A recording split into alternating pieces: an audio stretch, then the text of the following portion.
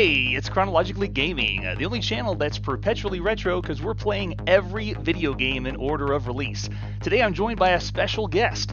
You know him as his tag CreativePlug. He's a streamer and YouTuber, and he's also in the video game industry for 8 years. Chronologically Gaming is humbled and excited to welcome Jose back to the channel. Jose, glad to have you back, man. Glad to be back in an era of gaming before loot boxes. Yeah, we went way back. We are in 1978. We're now at the point where these games are the release date isn't exact, so we don't know exactly when they were released, but they were sometime in 1978. How confident would you say your video game knowledge of 1978 is? Ew. I remember playing a few games from that era off of an Atari 2600, maybe, but not too. I didn't have my first game console wasn't until Genesis, so I'm a Oh, youngster. yes. Okay, so I wasn't there, but I have played some of these, especially Atari, for the home console world.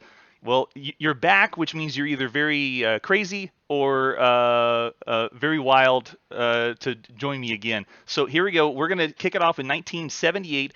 I set us up with a border, but Twitch was very limited on the number of 1970s borders. They had thousands of 80s borders, but I had to create my own 1970s border for us this evening. Okay, so No this is love for the 70s that's right. No love for this. No one's playing games in the 70s. Why spend thousands of dollars on your PC to play games from 1970s? because Okay, so we last left off with Spacewalk. We're ending all the rest of the games that came out in 1978. Let's move on to our next game. Oh man. Okay, so it says RCA Studio 2. This is technically the Australian bootleg of the RCA Studio 2, which means this version of Star Wars is a bootlegged version on a bootleg system. So it's so rare and obscure that I don't even know if this is going to run. So let's see what happens when we go to Australia in 1978 playing a bootlegged RCA Studio 2 with Star Wars. as soon And as you load it, the Australian government's going to come knocking on your door. yeah, and this is the norm. We all know this is exactly what happens when you boot up the RCA Studio 2, but don't adjust your sets. We push clear on the system. There you go. We get some lovely bleeps and bloops, and then you're like, wait, the game's not on. Yeah, because you have to also push what game you want to play. So we push number 1. Gah! And then that's, I guess, what speed we want to play. So let's try speed 1. Wow. The bleeps and bloops are real. Now, it has... there is no joystick. You have to use the keypad. Oh, gosh.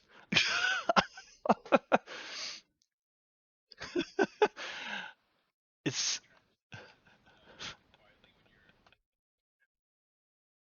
You have to turn the TV volume off. Yeah, so I'm not even using a joystick. It uses a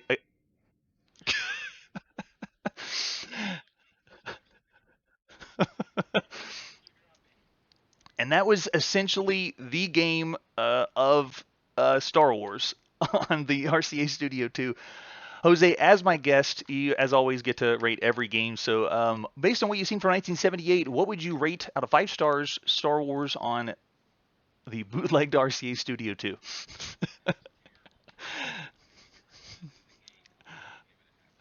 Because yeah, that would be the. There we go, half star. Hey, you're generous. Half star it is. Okay, moving on to our next game, playing every video game. We are with our Handheld Electronics. So this is one game held in your hand and played. This is Sub Chase, released sometime in 1978. Let's take a look at the artwork. Here's the box for Sub Chase. Pretty simple for the time. Very interesting though. Notice the pad, the directional pad. It is. It's not a total cross. It actually looks a lot like the PlayStation pad. And I got to remind everybody, the actual cross, the directional pad, was invented by Gunpei Yokoi for the Game & Watch. We haven't even seen the Game & Watch yet. So this is not the actual Gunpei Yokoi directional pad, but that's pretty darn close. For Sub Chase. All right, let's check out Sub Chase. This was released This is released sometime in 1978. There it is, Sub Chase. Okay, so the way this works is we have the ability to turn this on or switch it on, because if we were holding it in our hand, it works like this. There we go. So if you want to turn it on, you flip the little switch. Boop, we turned it on. So, and we have the sound effects that we would have had for the handheld system. And then to control it, yeah, it looks like I can push the directional pad to move it around, but I don't know what am I, I've turned it on and I'm moving the directional pad, but, oh, and I have a button on the side. So I'm pushing the directional pad and the buttons on the side, but I'm not getting anything coming from it. Let's turn it off again. And then try it again. Turn it back on. Okay. So it had something come at me, and then I got another score, but I'm not seeing the next step or how I can get any more points on it. So let's see if we zoom in. Okay, so the main screen still has no nothing for us there. Okay, so it looks like, yeah, we only have the fire button and then the moving around as the controls. So let's turn it on again. Let's see if I can move a little faster before it. Turn it off. Okay, turn it back on.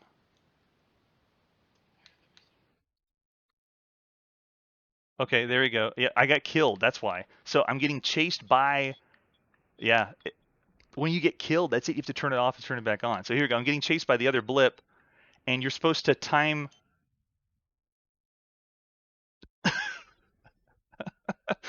The bleeps and bloops are amazing. Okay, so again, I have to turn it off, turn it back on again, and then I'm now live playing the game. See, yep, waiting for the next bleep.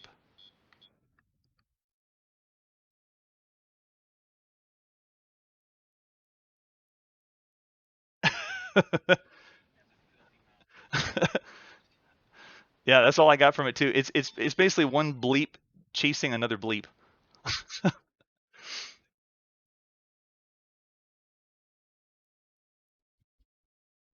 Yes, one sub is chasing another sub. That's it. Okay, out of 5 stars, Jose, what would you give that?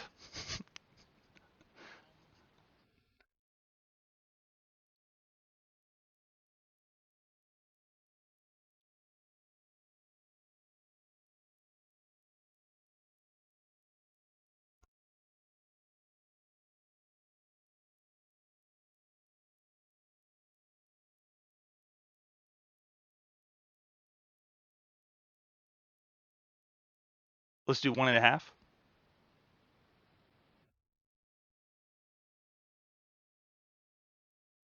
All right, let me do another check. No, no, we're not getting any audio from you at all. My end. How about now?